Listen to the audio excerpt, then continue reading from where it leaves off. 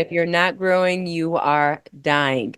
So, what I wanted to share with you today are 8 barriers that the research has shown will get in the way of you growing. So, we want to look at these barriers so that we can hurdle them heads on. And I want to give credit where credit is due. I got these barriers from this awesome book that my boss recommended to me. I read it this weekend. It's called Intentional Interruption, and it's by Stephen Katz and Lisa Ain Dack. So this book, and it's not on Audible. Sorry, it's only in print. So as you can see, if you're watching on YouTube, these are my notes. When I read a book, I read a book. It looks like it's been through a lot, and that's because it is. I love reading. I write all over the book. I fold everything up. I take tons of notes. I have so much fun. I destroy the book in the process. I love me my books. Okay. So this is a great book. I recommend it. I'm going to give you the 8 barriers in this book that you will want to overcome so that you can continue to grow and learn in your time here. Because if you're not learning, you are dying. So let's see what we can do here with these barriers. I'm going to go through all 8 of them today. So the reason my boss got me this book, Intentional Interruption is the book again, is because it's how can you create change when you give staff development? Because you give staff development, people have all these great ideas, then they leave and then it's over and they don't implement any of them. Now, we don't want that to happen. You want to create change. So my purpose in this world is I want to change 1 billion lives. We're not talking about money here. I want to be a billionaire and that I want to change 1 billion lives. And I find the most meaningful way to do that is in the career I have as a speech pathologist. Because as a speech pathologist, I get the opportunity to change the next 100 years of a child's life. And then as a speech pathologist, when I do the professional development, and I do a lot of that, I get this opportunity to do it at an exponential level. So this is why I do all the research. This is why I write the books. This is why I develop all the curriculum. This is why I have the SIS membership. This is why I invest in lots and lots and lots of professional development. So someone emailed me last week and she said, well, what professional development would you recommend? I'm working with preschoolers with autism that I should complete. I was like, all of them, all of them. There isn't, and that's really important. I'm not blowing this person off by saying all of them, but I find that many people in the field of speech pathology, they jump on a single approach, okay? And the problem with that is these types of approaches, we have one approach, it works well perhaps for one type of child on the spectrum. So if you jump on that bandwagon, what's going to happen, I'm going to promise you this because I've been working with children with autism and specializing in it in over 20 years, is that it's going to work really well for some children. They're going to be responders, and it's going to not work well with other children. So they're not going to respond to this approach. Then what do? You have a toolbox with one tool in it. You're very limited. So you really need to develop a toolbox with lots of different tools. Now, I've done a podcast episode in the past in which I've talked about, okay, here are over 20 different evidence-based approaches for treating children with autism, and they're all very different from each other. That's what I'm talking about when I'm talking about toolbox. What happens when this one approach that people jump onto and adhere to doesn't work with the child with autism? A lot of the times they start the blame game. Well, it's because the parents, or it's because the child, or it's the child's behavior. There's some kind of other reason. And it's like, really, it's because you only have one tool in your toolbox. And that tool works for one child in one situation. It's not the way you want to think about things at all. Please, if there's any piece of advice I could give you in treating children with autism, it's to take a multifaceted approach. And that is an all of the above approach in which you really do learn about all of the evidence-based strategies out there. You do what the Rig Veda says, and the Rig Veda says, swan milk discernment. You swallow the milk. You swallow what nourishes your approach. Add that to your toolbox. throw the rest of it out in the recycling bin, not in the trash. We don't want to add to the landfill, right? We're going to throw that in the recycling bin. But that's really what you want to do. So that's why these 8 barriers are so important if you're a speech pathologist, because what's going to happen is you've seen these speech pathologists that have worked 30 years in the field. And they've done the same thing for 30 years. It's been Groundhog's Day all 30 years. It's been the same approach. They haven't changed anything every year they've been working. So they've had this fixed mindset. And you can see someone else who's worked 5 years. And in those 5 years, their therapy has evolved. So who has grown more, who has developed more as a therapist, the therapist with 5 years and the one with 30 years. And many times you're going to find it's the one with 5 years that had a growth mindset, the one that said, how can I do something different every single day of therapy? Not the one that has been doing the same lessons for 30 years and the same approach for 30 years that they learned in graduate school. So let's talk about the barriers that are real and how we're going to overcome them so that we can be agents of change and that we can change lives. So if you're with me, I am guessing that you are an innovator. I am guessing that you are someone that is very comfortable on the fringes, that's very comfortable taking the latest research and putting that latest research into Monday morning practice, putting your own little twist on it. So I believe that you must be pretty open-minded. But that said, even these barriers can trip you up. So let's just roll up our sleeves and dive into them and take them head on. The first barrier is taking mental shortcuts to the simplest solution. So for instance, the child has problems with grammatical morphemes. You say, okay, I'm going to write a grammatical morpheme goal. Well, if you know the research, you're going to know that working on complex sentences or working on narratives, working above your goal area, which is to improve grammatical morphemes, is how you're going to improve grammatical morphemes, not working at the level. So what you want to do is think higher level, take a step back and think, how can I work on something more challenging to create system-wide change in the child's linguistic system? It's kind of like me. When I am at my most fit, it's when I'm doing my most challenging health tasks. So when I'm training for a marathon, my waistline is as thin as it's going to be, right? Now, how much waist movement am I doing when I'm running a marathon? I'm not I'm not doing much movement in the waist. And things are pretty, stationary in the waist area. But it's because I'm engaging in a challenging activity that creates system-wide changes in my health. It's like trainers would be like, you can't spot train really. It's something you have to eat healthier and you have to exercise.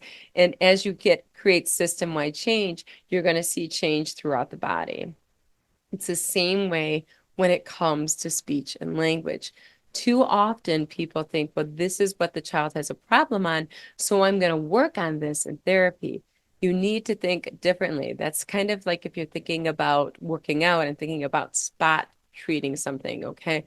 My thighs are thick, so I'm going to get the thigh master and I'm going to do the thigh master. Well, tell me how that works. So it doesn't work. I've been there, done that. So what I'm going to say, run a marathon instead. Do something more challenging, create system-wide change in the body. So that's the way we want to think, is we want to think in barrier number one, why are we doing that? The reason we go for the easiest solution is because that's what's helped us to evolve.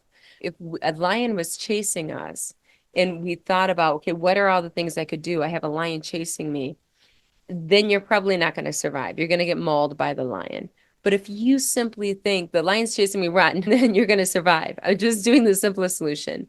However, when you're dealing with people are complex. It's kind of like diet and exercise and losing weight. It's complex if you've been there. It's complex, it's multifaceted, and you need to take a more complex solution. So you need to look at things through a wide angle lens, not the simple solution. Okay, they have problems with the TH sound, so I'm going to write a TH goal. It's not as simple as that. You want to think of the creating linguistic change throughout the child's system instead of thinking about, okay, the simple solution is to work on what the child has an error and go above it.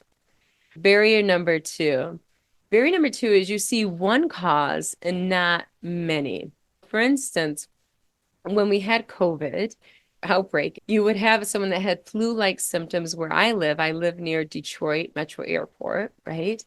And the idea after the outbreak is this person probably has COVID. They took the COVID test, it was positive, and odds are this is a positive test because this person is living in an area that has a high concentration of COVID.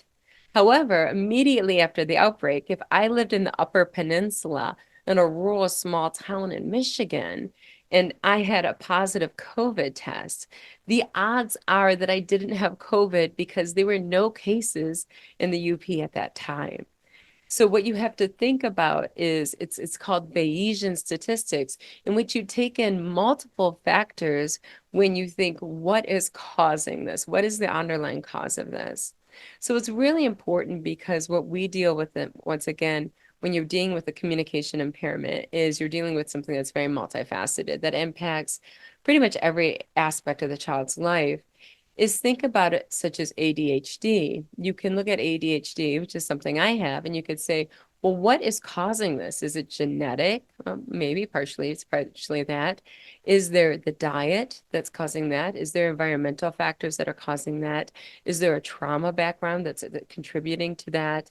Is there a lack of structure in the routine? So you can look at all of these contributors to the ADHD that could be contributing. And when you look at all of the contributors, you're going to take a multiple faceted approach to the ADHD, and then you're going to better treat it.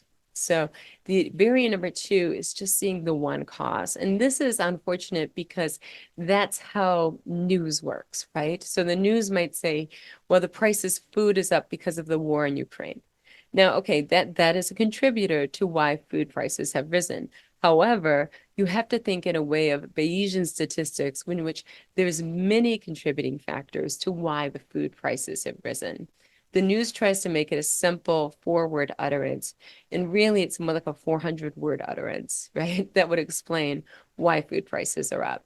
Let's go into the next barrier. Barrier number three is confirmation bias. So they've done the research and they give an article that gives equal number of logical support for two opposing viewpoints. And of course, hands down, when someone is asked what they read in the article, they're going to remember the views that support what they think. So we have this confirmation bias and being aware that we have this bias to ignore or ignore or disregard what doesn't support what we believe and to pick up what we do believe is going to help us in our growth and knowing that this is a factor. Okay, barrier number four. I wonder if this is something that happens to you as well.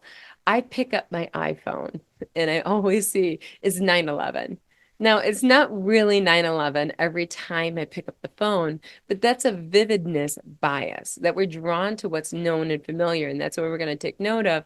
And if you're an American, 9/11 is a very important date because of the bombings that happened on 9/11. So I pick up the phone and I always think half the time I pick up the phone, it's 9/11. That's not the case. It's a vividness bias in which we are seeing what we're familiar with. And we have a bias toward what's known and learned. Now, this happens a lot, and I see this with a lot of graduate students, in that when they come into their internships, they have a bias toward what they learned about in their clinic or what they learned about from the professor, and they're really kind of hesitant to step outside of that. Like it's just kind of, oh, no, no, no, that's not good. So I do see that quite a bit. And there are biases that we have in the field of speech pathology that a lot of people engage in, and there really isn't a lot of evidence to support it. So an example of that is using the minimal pairs approach with preschoolers. Now, I even mix it up a little bit of it into my movement activities with really common phonological processes, such as fronting, right? But that's something that really doesn't have much of an evidence base at all.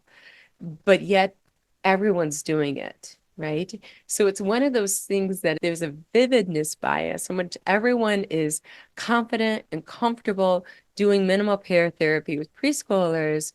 But if you ask them, well, where's the research to support that?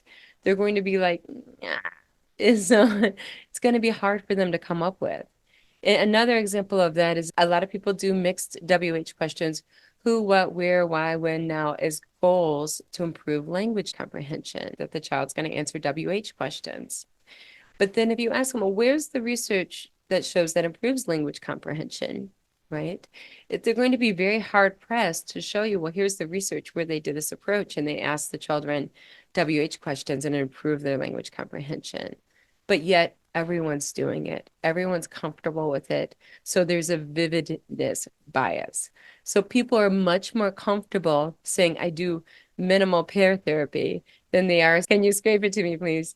My approach of the complexity approach, which is more novel and new, in which you're using novel words that the child does not have experience with misproducing.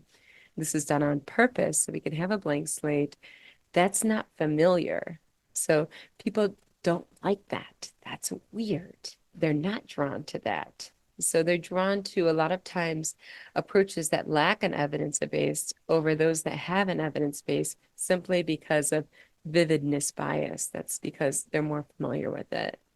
All right, let's go into the next barrier. Barrier number 5, the superiority bias. So this is a bias towards believing this is another person problem. So we know about this bias because we know the research, and when they've asked, like, where do you rank in terms of intelligence, in terms of looks, in terms of all of these great attributes, and everyone is like, I'm in the top, 10 percentile. No one is average, right? So everyone considers this another person problem. Yeah, our reading tests might be low, but they're much lower in the school district down the street.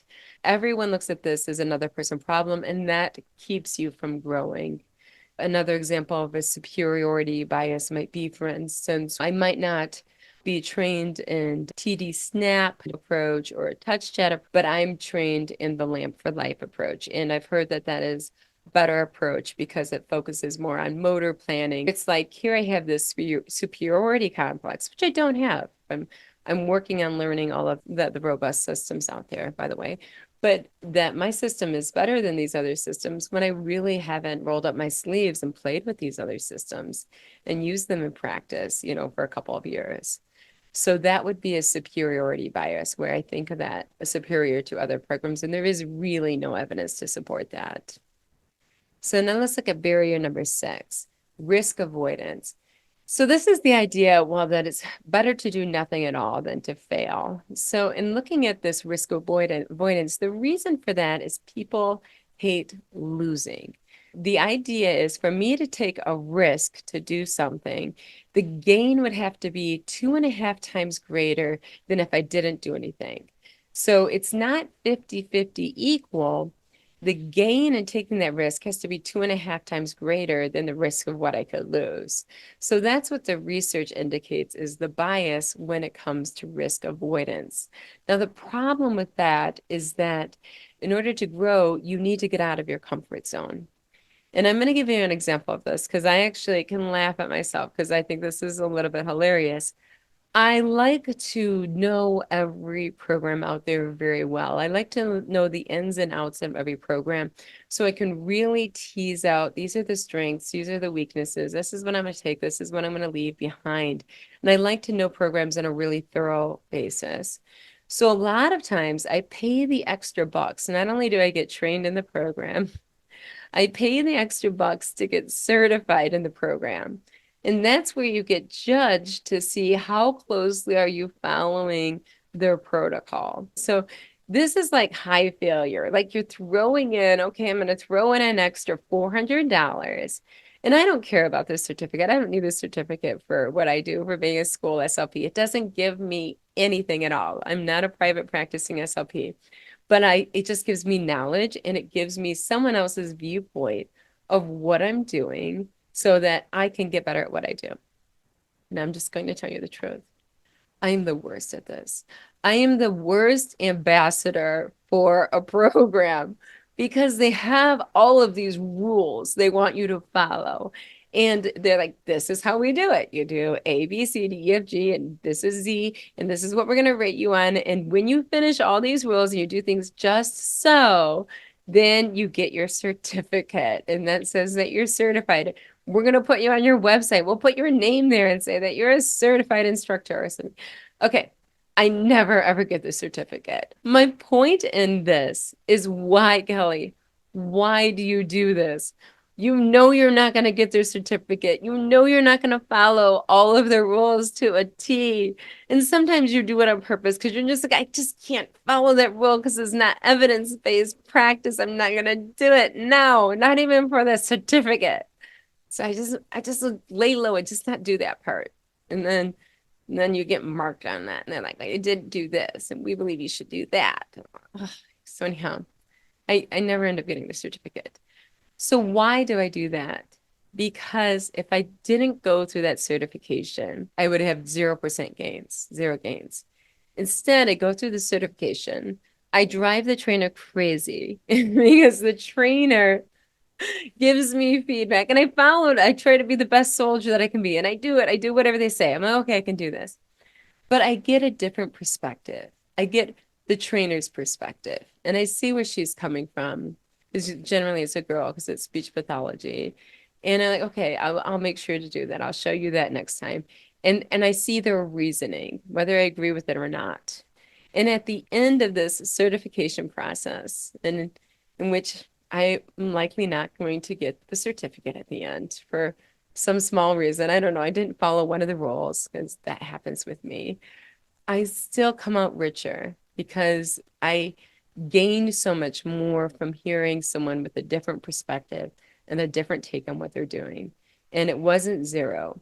And maybe I came out 10% stronger because it was, oh, that is interesting. There was just something that I got from that trainer that I didn't have before, some secret sauce, some wonderful dust for me to say, thank you very much. I'm going to add this to my tool chest. And then I'll go on my way and I'll do what I do. And I told you what I do is I do speech therapy like a swan. And like I say, when you're like a swan, it's with discernment. And what I say by discernment is you swallow the milk and you spit out the dirt.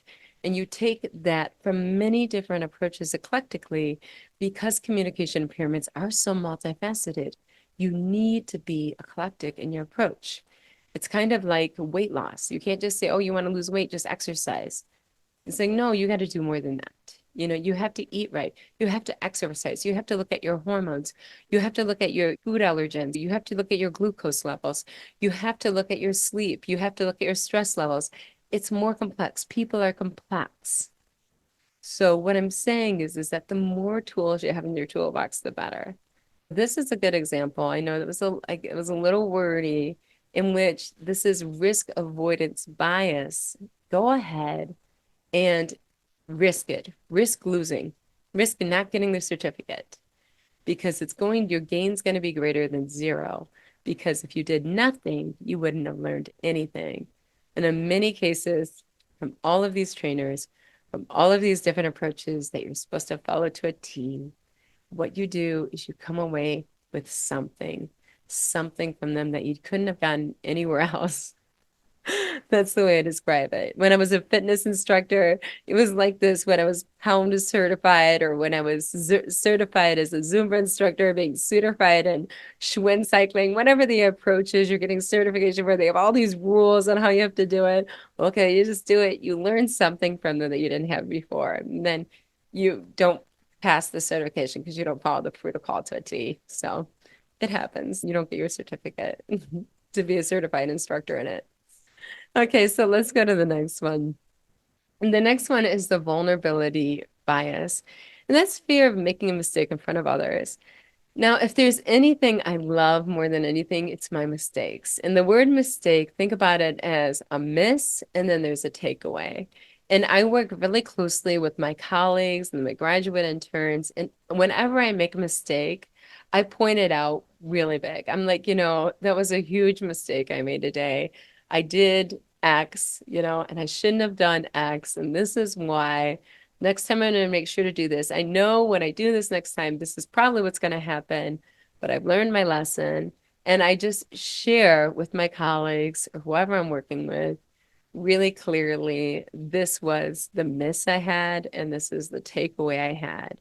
And I share that so that I know that we're all on the same page. So that I'm saying we have open communication and that they felt comfortable with me saying like, okay, that was a mess. You know what I mean? That did not go well. This is what I should have done instead. This was my takeaway from it.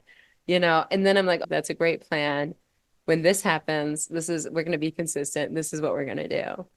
So that barrier number 7 is that vulnerability bias, and that bias, and there's a fear of making a mistake. And instead, I want you to embrace making a mistake in front of others and embrace them as valuable learning experiences, in which it's a way you can put out in the open how we can all be consistent in a way that's proactive. So barrier number 8, this is the last one, and this is a culture of niceness bias.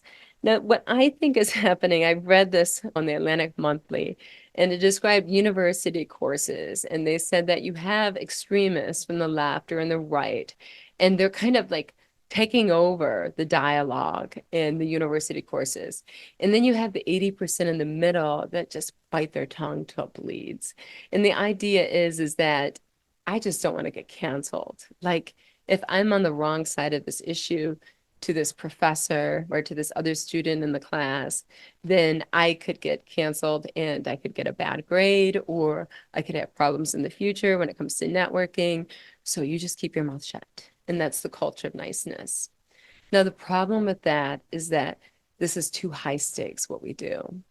So if we keep our mouth shut, right, and if we do not stand up as advocates for evidence-based practice, not emotionally based practice, we'll talk about that in a minute, but evidence-based practice, then this is someone's life. This is like worth more than $1 billion, right? That you are seeing not being impacted because you are afraid of challenging another person's idea, thinking that's challenging the other person, and therefore there's going to be repercussion for that. Because it's so high stakes, because what we do each and every day is going to affect the next 100 years of this child's life, you have to speak up. And you have to speak up in terms of logic. So what I see a lot of on social media, for instance, is you have something where you have ethos that's known as credibility, in the sense that someone has popular, they have 100,000 followers, right? It's a speech pathology Instagram with 100,000 followers, right? And they're also pathos. They're very emotional. Like every post is like with a violin playing in the background, all this emotion and emotional responses. So they have everyone really, really riled up, right? So many likes and so many comments. No. And there's no logic. There's no numbers. There's no research. And that's a problem, because what we do is way too important to base it on emotion and to base it on popularity. There has to be numbers to what we're doing. So I want you to be like Jerry Maguire, which is really old now. I know I'm old. I'm using an old movie, but show me the numbers. There's a lot of approaches out there that are very popular that have no research whatsoever to support them, that are some of the most popular approaches in speech pathology out there right now, in which the meta-analytic research simply says they do not work. However, no one is saying, where's your numbers? Where are the numbers to support the efficacy of this approach? Here are the numbers. This is what does work. We have a problem right now in which people are making these important decisions that impact the next 100 years of someone's life based on popularity and based on emotions, which can be easily manipulated. And instead, we need to take a step back in these really important, I think of them as life and death situations, because this is a fork in the road. If you're working in early intervention, you're in a fork in the road, and it's like, is the direction going to be this way or that way? And then you have the Matthews effect, in which if the child is taking the right turn, they're going to have so many more great opportunities when they enter into kindergarten. If the child does not receive the right intervention before kindergarten, there's going to be so much less for them.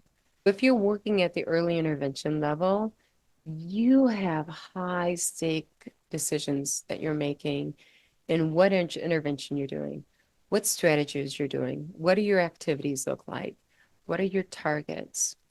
It all matters. It matters so much. So every single detail of your practice have the numbers to support it. If you ask me, Kelly, why do you do X? I can go and say, here's the research.